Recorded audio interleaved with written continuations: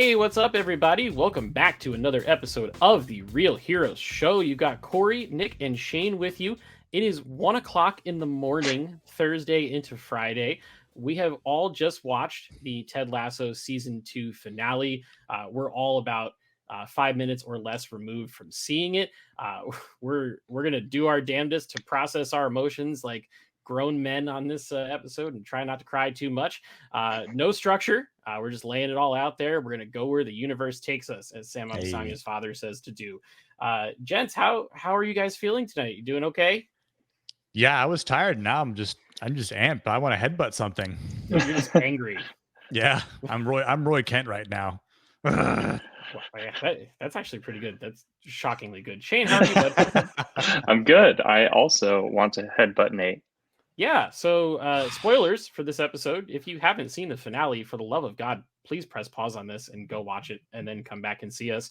And before we get into it, we're getting real close to our 500 subscriber goal. You guys have done a great job. We've added like 60 or 70 subscribers since our last Ted Lasso video. So thank you so much for the support. Yes, we really do indeed. appreciate that. The theme of last week's video was that Nate's a big fat jerk, and I didn't think it could get worse, but it got worse. And I think that's probably the best place for us to start because I think we're all very angry with him right now. Oh yeah, absolutely. 100%. All right, Nick, I think you're the most angry. Go then. Scream, Man, shout. God, shit, I don't even know where to start. All right, Shane, take it away. So I took a bunch of notes. That's why. So I would say for the part of with Roy, and just when Jamie's like, "Oh, is Roy here?" Beard says no. Nate, walks up and with his tail between his legs, "Oh, is Roy here?" No. And then he leaves. Roy finally comes in. He's like, "Oi, Todd." And they talk, and then he's like, "Yeah, best you say something first before I knock all your teeth out. So then you would have some time. So you can talk after that, right?" Sure. Jamie says, "Yeah, it was an honest mistake. Blah blah blah blah. I'm not good with death." The glow up from Jamie. Yeah, so good. I was like, so good. Damn, Jamie, man. Like, which is all good and fine, but let's hate on Nate. Let's get there. Yeah, and so I'm like, okay, so Roy has this tension, right? I'm like, go take it out on Nate because he forgave Jamie. Yeah, just take it out on Nate. And then when they're in the office and Nate actually says, "I had to confess something," and like Beard kind of sits up a little bit and tells Roy, and Roy's like, "It's okay, I forgive you." He's like, "No, I deserve to be headbutted." And he's like, "No, you made a mistake. It's all right." And then I'm like, "These no, impressions are spot on, by the way. It's not all right." And Beard's like, "I'll headbutt you." Beard was all of us, I think. Yes, absolutely. This whole episode. Absolutely. He channeled all of that rage perfectly. But like that moment was actually really important where Roy didn't punish Nate, right? Because it like threatened him even more. He's like, "Well, Jamie's threatening. Why am I not threatening to you?" Yeah. Like, it's just putting him further down on the pedestal than he thinks he should be. And it all just comes to an explosion. And I was so happy we had that moment where Ted confronts him. Yeah. And for a minute there, I actually felt kind of bad for him. And like, shout out to Nick Muhammad, I think is the name of the actor. Yeah, because he played, that scene was phenomenally acted. And like, we need to make sure that like we separate character from actor, because I saw a couple. I saw a couple of tweet responses to like adding him saying like they want to punch Nick Muhammad in the face. It's like, look, he's acting. No, if you want to punch him in the face, that means he's doing a good job. Right? Like, we don't need to take it out on the actors. I think the actor Joffrey had last week where someone was like, "It looks like this is a thumbnail that's meant to attack the actor." We would never do that here. Not at all. Nick Muhammad did a fantastic job. He did exactly what the script called for. And if he makes it to the point where you want to punch him in the face, that means he's doing his job very well. So it's like, well done, like Nick Ramsey Muhammad. It was like Ramsey on Game of Thrones. Yeah, or Joffrey. Right? Half the cast of Game of Thrones. Yeah, that's true. But no, it's like, I mean, it'd be like one of those things where if like Nick Muhammad was on the show, I would just you can't but help but give him praise for like, dude, you Yeah. pulled off one of the biggest like flips of being this little puppy dog, like wandering into the locker room as a towel boy to an assistant coach to, the main villain of season 3, basically. Yeah. So I mean, and again, that's when you have a good talent, good actors, good writing, good directing, and good story overall. So it's just it's great. If he was on the show, though, I would do like a punch across the frame kind of thing at his head. Like Mythic Quest. Yeah. I want to point out that like when we did the review for the first episode of the season, we talked about that first shot where it was on Nate's eyes. And we said, we think that means, similar to Rebecca in season 1, that they're going to begin and end on the character with the most growth in the season. And in this case, I guess it was not necessarily good growth, but it was growth all the same. It was an arc, for sure. Yeah. I mean, Nate had a huge arc throughout this season, going from like the wonderkind to being, a little bit too full of himself. And now he's the coach of West Ham United. And that was something we talked about last episode, that we thought Rupert was going to buy the team and Nate was going to be the coach. I think it was a great setup, because now you have that, like, it's not necessarily like as antagonistic as it seems. Like, you can tell Ted actually feels very bad about it. And there's a reason for that. Nate used the word, "you abandoned me." Exactly. He said the trigger word to Ted. Yep. That is why he had the panic attacks. Is his dad abandoned him. And so he sees himself in Nate a little bit.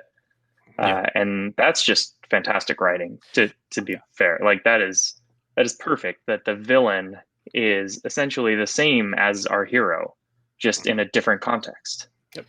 Did either of you think that Ted was going to snap the moment Nate says, go back home to be with your son? I'm like, I don't know, man. That's a word like I probably wouldn't have dealt with. Like, I mean, not to the point where, like, I don't think Ted would have like hit him or anything like that, but I think to the point where, like, it would have been from just like changing from a sympathetic, empathetic Ted to being like the bigger man and just taking it all to just like, listen here, like, and admitting to some of the things, like, yes, I may have done this or may not have done that, but don't you ever talk about my son like that. I just something to like set this record straight, because it's like, he kind of let Nate walk all over him. He did. And just and verbally abuse him. And I mean, you want to talk about, like, for someone who just kind of punches the punching bag, it's like, it wasn't right, obviously, by any means. And not to say that Nate didn't have the opportunity, the right, to say, and just to rant and to kind of talk about it and get it out of his system. Because I was like, I'm thinking that's what he was going to do, but then he kind of just went full overboard. And then it just gets worse. Like, when he's sitting on the bench and just not being a team player, like, at the end. Yeah. Like, well, just even in the locker room, right? Like, I wrote that down in my notes. Like, I mean, you got Isaac, the captain, who walks through and just like puts his hand on the believe, and which Nate rips up at the end. What a great setup. Holy shit. Like, that was so good. So good. Oh, yeah. Like, everyone's celebrating. He just walks off like a little bitch. Sorry, but so it's funny you mentioned Ted not saying anything. So I had predicted last week that Ted was going to blow up on Nate in front of the team, right? Yeah. But partway through this episode, when he had so much restraint, when Beard brought the subject up, when he had plenty of opportunities to say it, in my head, I was like, he's not going to say a word to him. He's not going to cause a big scene fight or a scene or anything like that. And then it made me think about the beginning of the season, the conversation that Ted and Rebecca have, where Ted says, sometimes it's not girl talk, but girl listen. And he finally takes his own advice, because Ted is somebody who steamrolls through a conversation and doesn't really know when to shut up and let somebody vent to them. And he grew throughout the course of the season, and he finally listened, whether or not it was a favorable conversation for him, because Nate really tore into him in not necessarily justifiably so. I don't know about you guys. I don't really think that Ted betrayed or abandoned Nate. For Christ's sake, he's using Nate's absolutely scheme not at all in the final game of the season. I mean, it's ridiculous. This is Nate's insecurity manifesting in a warped reality, where his insecurity started the second that Roy walked across that field and joined the team. And that was the betrayal in his eyes. Was you had everything that you could have wanted in me. Why do we need Roy here? And then they had the whole Roy Kent effect and everything like that. And then he realized that, falsely, that, he's better than these guys. Like, he doesn't need to be, the understudy. He is the boss. And, he's fed by Rupert probably in that funeral episode, like, hey, I'm coming for you kind of thing. And, but I mean, I can't help but kind of feel bad for him. And that's when a villain is well written, is when, like, you hate them for doing all of the things that they're doing, but you understand how they got to this place.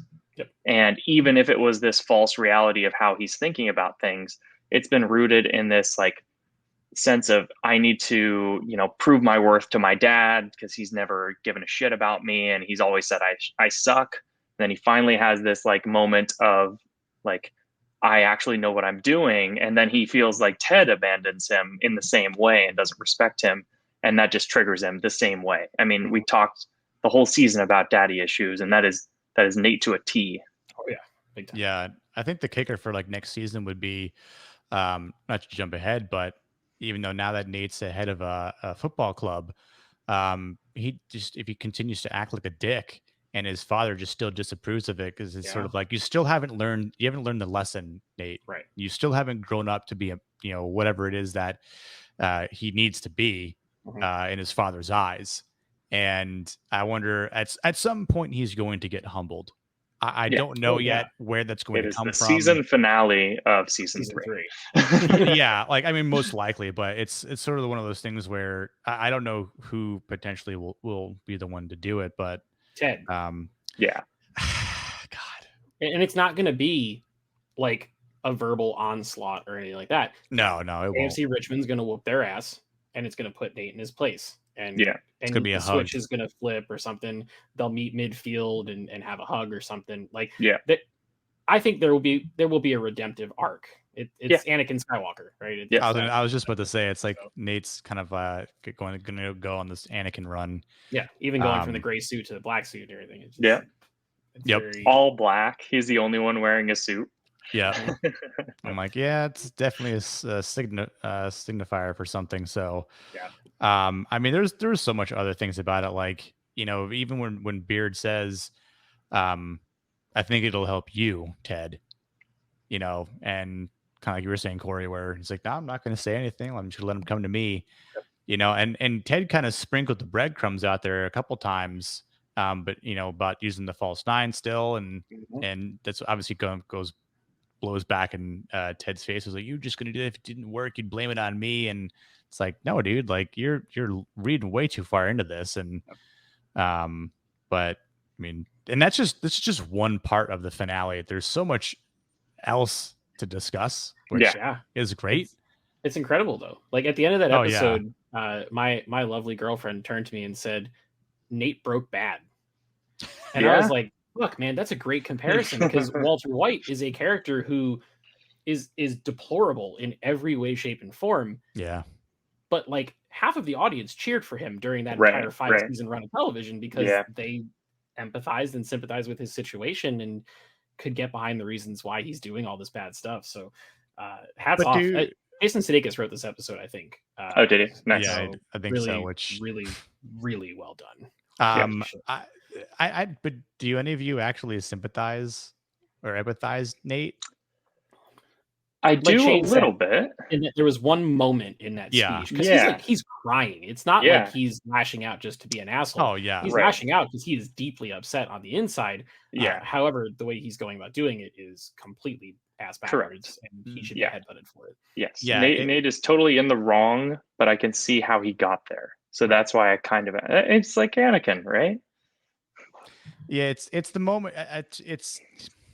I'd have to think about a little bit more about the exact comparison, but it's definitely the point where, you know, uh, Nate, it was right before, or it's right after he says abandoned. That's when I was like, I know he didn't mean to say that, but he just said it, but I can Well, tell, he I know he goes said it from on like, purpose, but like it was after that I'm like, yeah, I kind of sympathize for him, because this is his problems are so rooted deep that, like, it's like he wanted to say this to his father, but he can't, or he right. won't. So he's taken that all on Ted. Yeah. There's a couple instances in that episode of people saying things meant for other people. Yep. Yeah. Where Sam says what's meant for Rebecca to Ted. Yeah. We can segue into that. But yeah, I agree with you that the first half of Nate's rant, I was like, okay, I kind of feel bad for him. And then he makes it personal and starts insulting him personally. I'm like, yeah, go fuck yourself, Nate. He was like, fuck you, Ted. And I'm like, yeah. And then at first I had thought when Ted went back to his desk that it was going to be like a letter of resignation or something. That's what I thought too. Yeah. Camera pans down. It might as well have been, right? Fucking believe sign. That's like twisting the knife. It's even worse. Yeah. That's the entire foundation, which is another show we review. If you subscribe, you get plenty of reviews. What a plug. That's the whole foundation of the team, is that belief sign from all the way back in season 1. That's been up there, and you know, we're at a point now where I think there was some coach from the NFL that left his press conference the other day and had a believe sign at the door, and, and he smacked it on the way out. Like, that's become part of the the lexicon of pop culture at this point. Yeah. And to tear that up is a very symbolic thing. And all the stuff with Nate completely blew me away in this episode. I thought it was absolutely outstanding. Yeah. I almost don't want to talk about anything else because all that stuff is so good. However, there is other stuff that we need to talk about, and we're already 17 minutes into this show. So let's talk about Sam Abasanya, his relationship or not relationship with Rebecca, and the wonderful lashing out from Sam Richardson as a Kufo. Oh man. It was like Sam's Matrix moment. He was dodging bullets so well. I mean, can you imagine? Like, that guy showed his true colors. And we kind of talked about this, right? Whereas like we didn't fully believe the guy, and he seemed too good to be true, and he absolutely was. Yeah, he went from, you know, praising Sam to, you're just like mid tier, like dog crap talent, and there was a lot of poop and shit references. Yeah. And shitting on things and then burning it down. And I mean, I was laughing the entire time because I just in sheer shock that this was actually happening, and Sam's just like keeping his cool, like he and was then the handshake, and then the handshake, the fake out. I was like, wow, so good. Wow, dude. It was almost like what is that guy's name? Francis or something? I think Francis, the guy with the handshake. Yeah, I think it's Francis. I think it's Francis. His hair was made just so that like the shortest part was the part that he did the slide by with, which with me could be any of it because I'm beautifully bald. But, God damn, man, it was so funny when he started strangling the mannequin. That was so good. And then pulling it down, and he crouched over it to like take a shit on it. Like, what? There was so much great physical comedy in this episode. Yes. Yeah. I mean, you have like, you know, the headbutt and then the hug from Roy and Jamie. Okay. So good. Have you guys seen the movie Major League?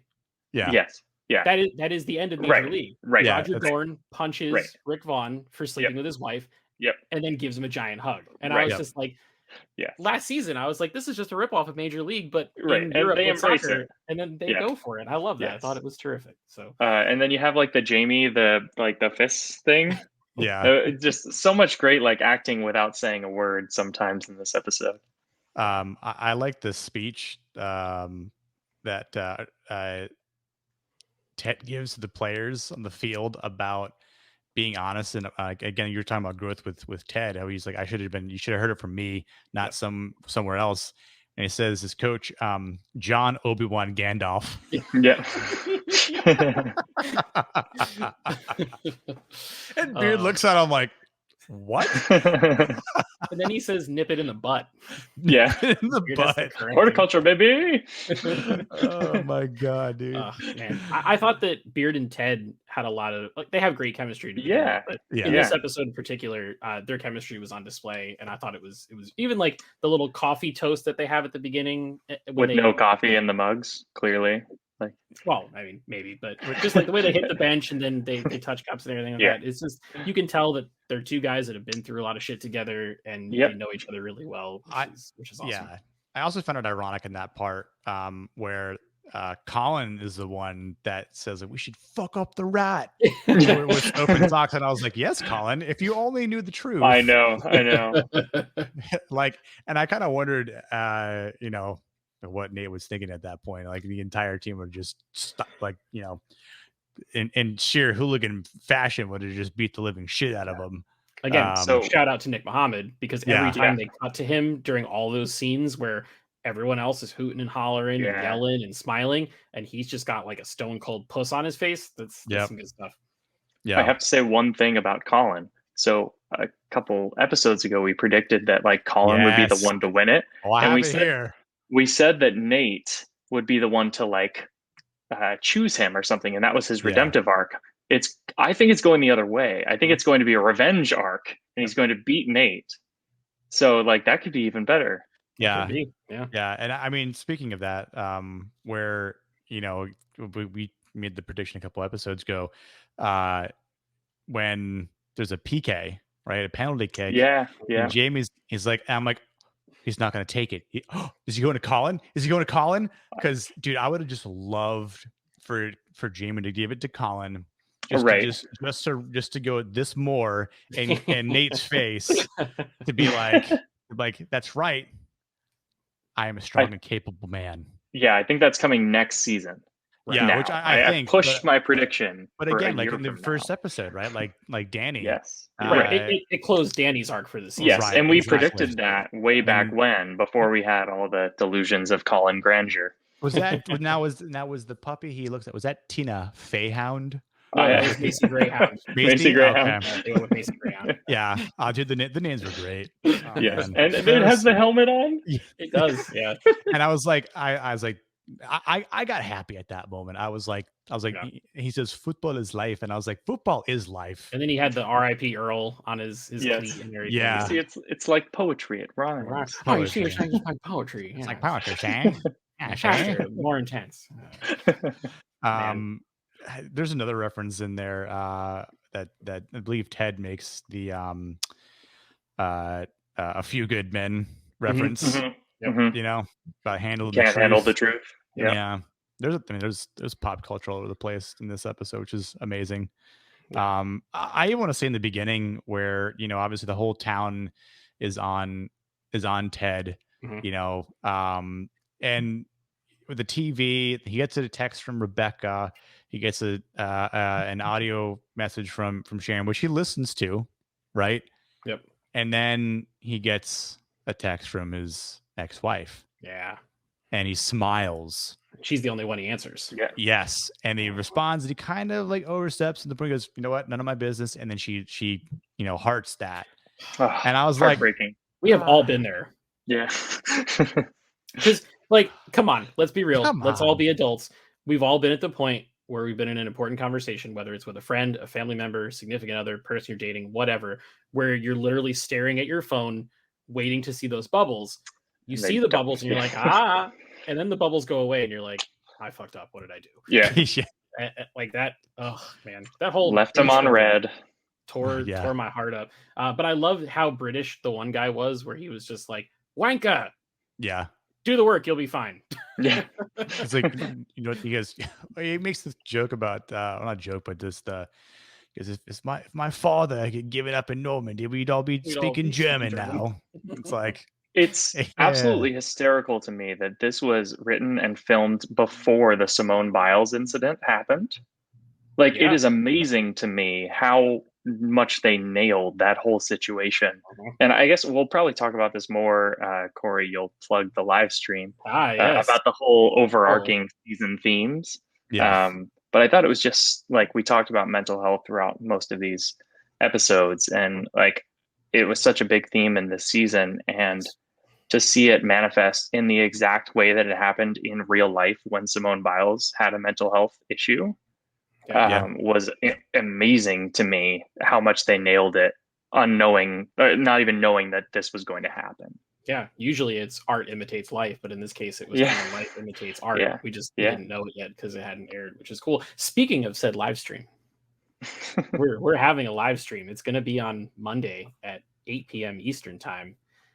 Come on, join the ride. It's going to be fun. We're going to talk. We're going to ramble. My internet connection might drop out, and then you can stare at a black screen for a few minutes. Who knows? We've never done this before. It's going to be a riot. So it'll be fun. Subscribe to the channel and turn on your notifications so that way you know when that's going down.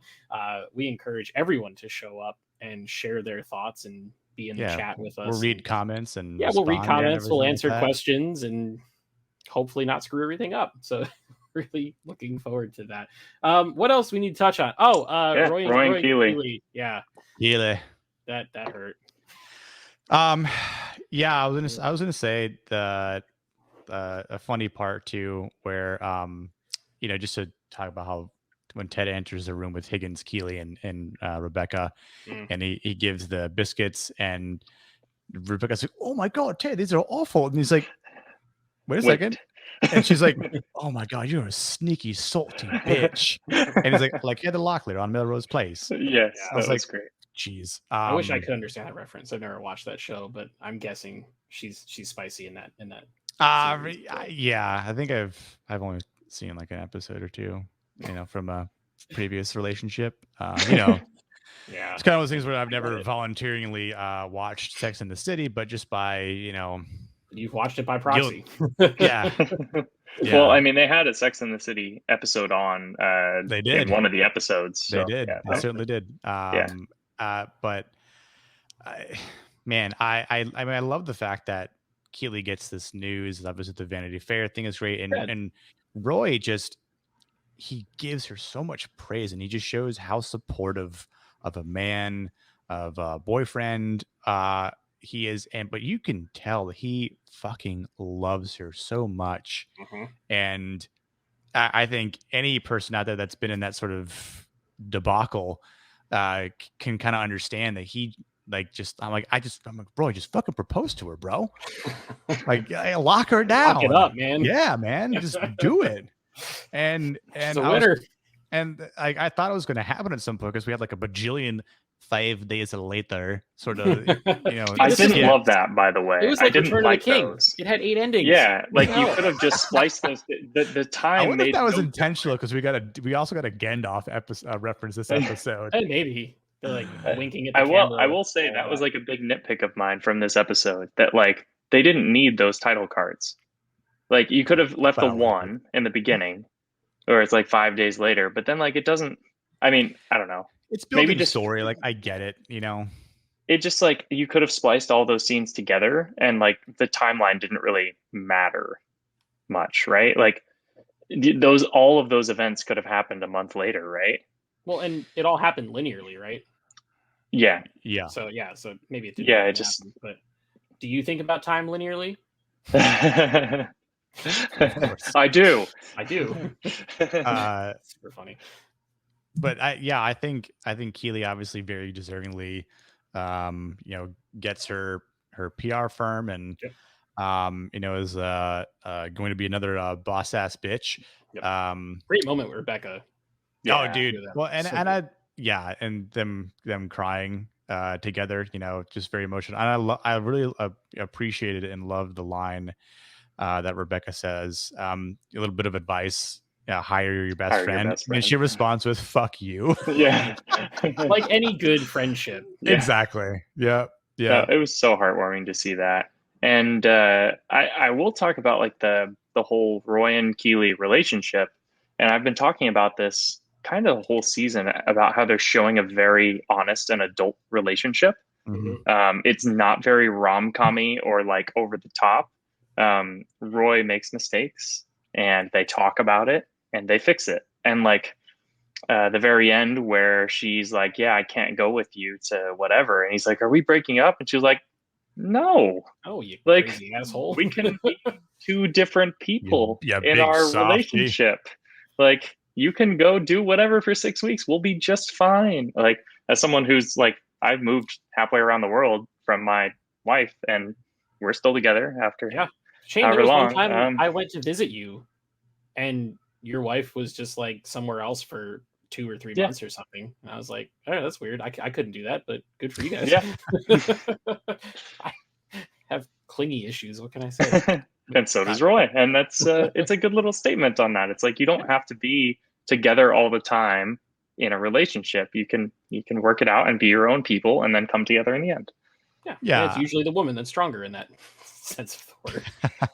I mean, I think in some cases, you know, it definitely shows the professionalism that Keeley exhibits and shows her potential. Like, I've already been working, you know, and it's like even Roy going like, well, I already got the Wi-Fi, took care of all that so you can work. And I'm like, working beachside on an island for 6 weeks. That sounds amazing. Can I record videos from there? Yes. Okay, cool. So let's just do that. And she's just like, yeah, just go. Like, we'll be okay.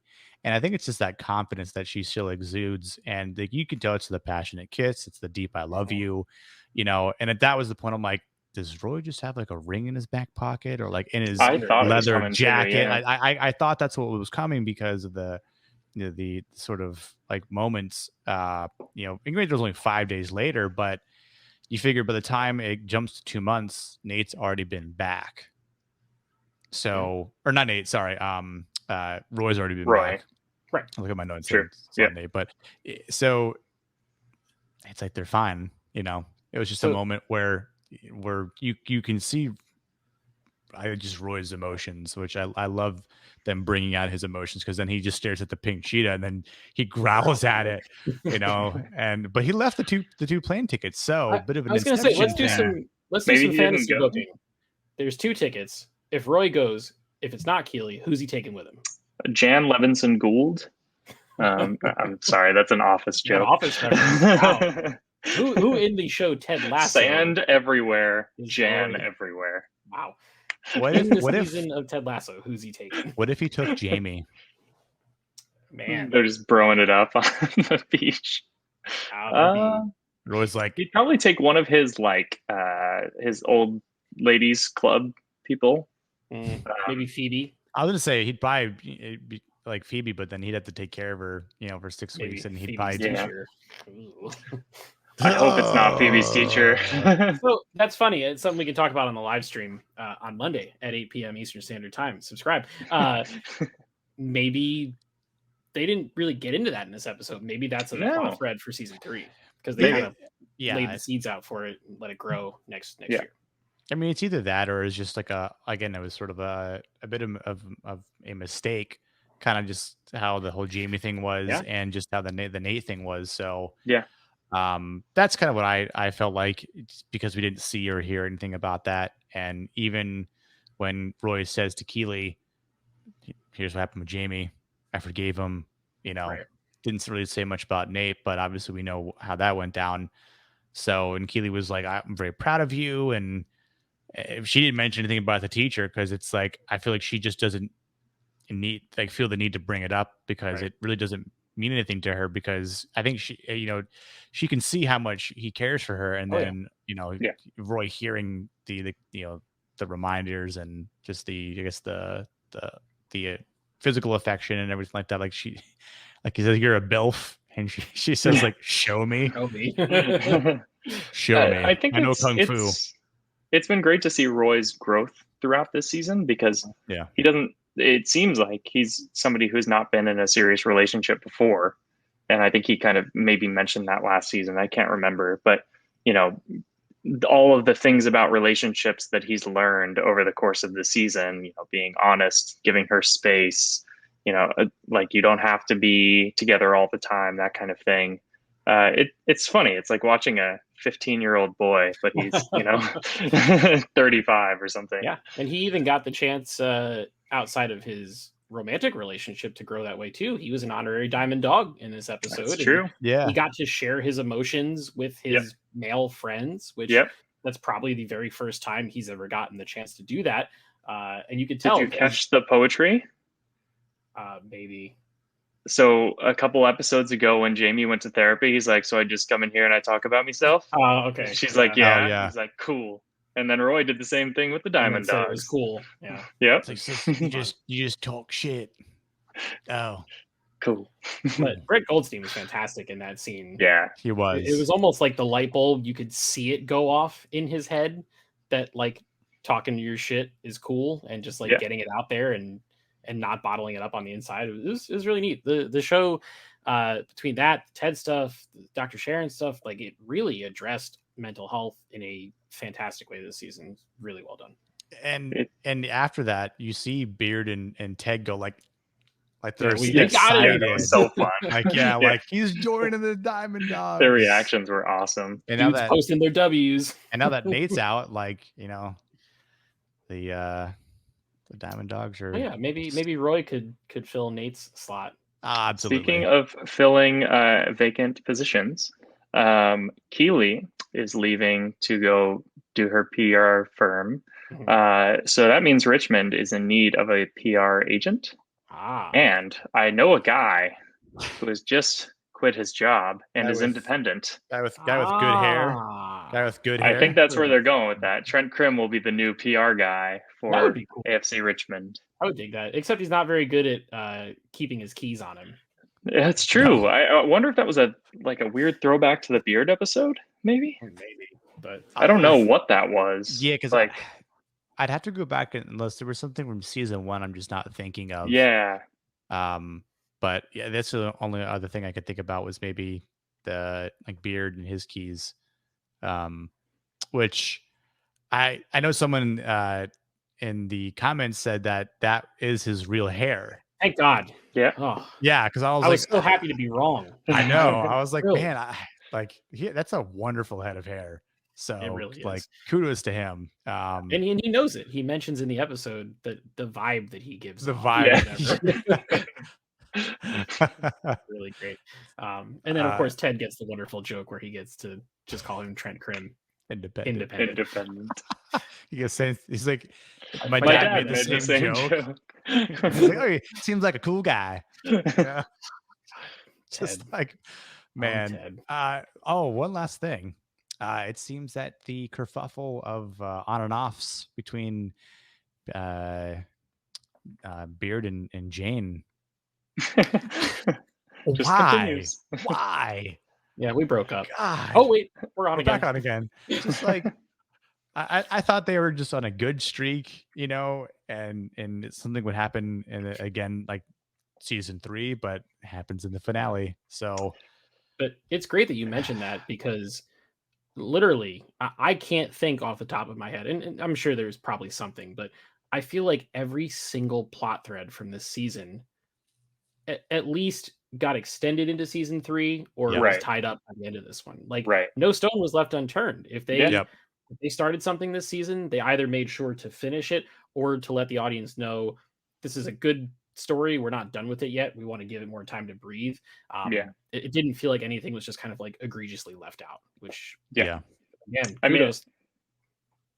I will say the Jane thing. I thought we would get a little bit more clarity on that in this one. I mean, we got like the same thing where it's on again, off again. But sure, they but could at least be brought up. Yes, it would have been very easy to throw that away in favor of cutting 2 minutes out of the episode, which 49 minutes, probably the longest episode of the show to date, which the show is not a 30-minute comedy anymore. It's an hour-long drama. We've mentioned that a few times, but I just thought that was really cool. And it does a good service to every character and to every actor that's in the show. A lot of times actors will say they didn't know what to do with me, or they started this and it was going to go somewhere and then it didn't, or ended up on the cutting room floor or something like that. And with this show, they treat every character with respect and they all get an arc, whether it's small or large, depending on how they're built on the cast. It's just all there. And I think that's great. Yeah. And I think Monday will be a really good time to discuss like all of the major plot threads of the season, how they developed, and like what we thought of each of them. Because I think some of them are clear hits. Some of them are, okay, didn't really love them that much. But I think they did a good job of growth from season 1 to season 2. Season 1 was like this quirky, upbeat comedy with a heart of gold, and this one delved a little bit deeper. Yep. Overall, I think this was a much, much, much better season. I mean, it held my attention much more. But yeah. I also tend to lean into the darker stuff more than just everything's happy-go-lucky and right all the time. It's not true to life, damn it. I thought, yeah, and again, we'll talk about it Monday, but it's like they took a different tone, but it was still the same show. And I think that's a bold move, but it paid off. Yeah, I would agree. We have a lot to talk about still, which is why we have the live stream on Monday. We kind of figured this was going to be the case. So let's wrap this one up. Let's score this episode. Shane, out of 10. I'll go 9. Okay. Nick? I was going to give it a 10. 10? Wow. Okay. Yeah. First 10 of the season for me. Okay. Nice. Cool.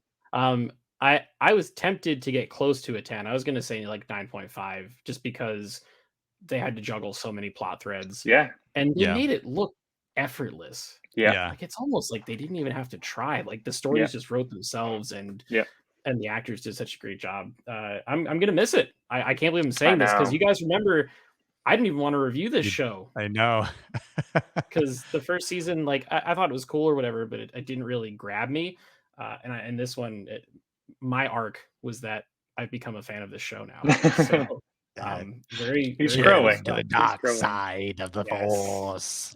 No, I'm hyped for Monday when we can really like go back and it's been so fun every week, like talking about these episodes for 30, 45 minutes, just because I feel like I've just connected with the show a whole lot more through that. I think we should drink beer on Monday.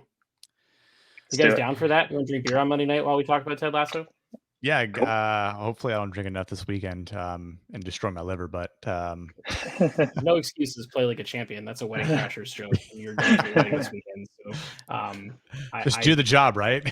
even if it looks like beer, this is television. We'll fool people. It's fine. So I think that's going to do it for this episode. Just an amazing season, an amazing last episode. Really fun covering it. We'd love to hear from everyone that's watching. We had a ton of views on the last video, so hopefully we have a bunch of new people watching this show today. We'd love to hear if you guys agree with us, disagree with us. What did you think of the episode? What did you think of the character arcs? Will you join us on Monday at 8 p.m. for the live stream? Leave us a comment. We'll make sure to respond to everyone that comes through. If you want to support the channel, all you got to do, like this video, subscribe if you have not already, and help us get closer to our goal of 500. You can check us out on social media. We're on Twitter and Instagram at Real Heroes Show. We will have, what are we going to have? We got a No Time to Die review that we need to do. We've got the live stream on Monday. We're still covering Foundation, which got greenlit for a second season already, which is fantastic news. Really excited to hear about that. Nick and I are going to do a video on Wednesday of next week where we come up with as many crazy what if scenarios for Marvel as we can. Now that show's over, we want to just kind of keep that train going for another week. So we got tons and tons and tons of great stuff going. So be on the lookout for all of that. So much more. It is now 1:54 in the morning. So we are all going to bed. See you guys in the next video. Cheers.